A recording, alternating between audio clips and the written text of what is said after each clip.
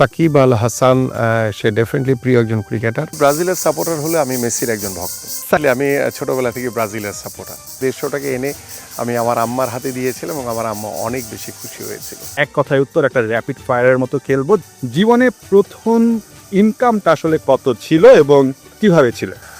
প্রথম ইনকাম হচ্ছে যেটি আমি আমাদের যে ফুটবলারদের ভাষায় খ্যাপ রয়েছে, খ্যাপ একটু বিভিন্ন জায়গায় গিয়ে আমরা খেলি। সো আমার বয়স যখন 12 বছর, আমি তখন ঠিক 92 এর কথা বলছি, তখন আমি আমার এলাকার আলুদ্দি গ্রামে একটি টুর্নামেন্ট হয়েছিল। সেখানে গিয়ে আমরা প্রায় 5টি ম্যাচ খেলেছিলাম এবং 5টি ম্যাচ খেলার পরে ফাইনালে যখন চ্যাম্পিয়ন হয়েছি তখন আমার হাতে 150 টাকা দিয়েছিল, সেই 92 এর গল্প। এবং সেই 150 টাকা এনে আমি আমার আম্মার হাতে দিয়েছিলাম এবং আমার আম্মা অনেক বেশি খুশি হয়েছিল।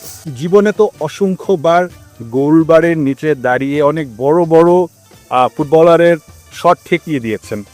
জীবনে কতবার প্রেমের অফার ঠেকিয়ে দিয়েছেন? এরকম আসলে প্লেইং লাইফে অনেক কিছুই ছিল এবং আপনারা অনেকেই জানেন হয়তোবা যে ক্রিয়া জগৎ নামক একটি পত্রিকার মাধ্যমে এবং ক্রিয়া জগতের যে পত্রিকার যিনি সাংবাদিক ছিলেন, তাকে পর্যন্ত বলেছে যদি আমার কাছে যদি এই চিঠি যদি পৌঁছানো না হয় তাহলে তাকে খুন করে ফেলবে। তো এই ধরনের আসলে মজার অফার এটা সবসময় ছিল আসলে। ব্রাজিল না আর্জেন্টিনা? ডেফিনেটলি আমি ছোটবেলা থেকে ব্রাজিলের সাপোর্টার।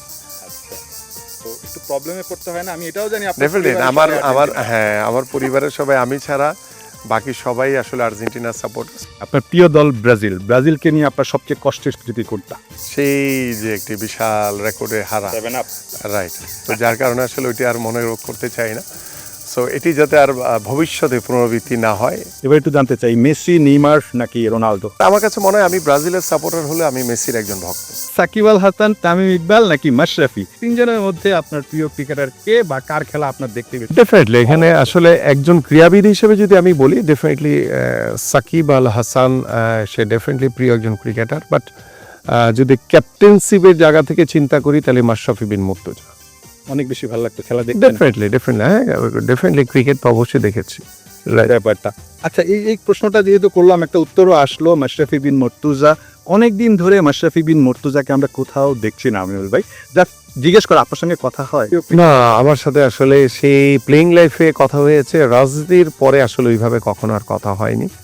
বাট আমি একটি কথা এখানে আসলে অ্যাড করতে চাই যে আমরা এই প্রতিহিংসা রাজনীতি, এই বিশৃঙ্খল রাজনৈতিক পরিবেশ আমরা আর দেখতে চাই না। আমরা চাই সবাই সবার স্বাধীন মতামত নিয়ে রাজনীতি করবে, স্বাধীন মতামত নিয়ে তাদের মতামত প্রকাশ করবে।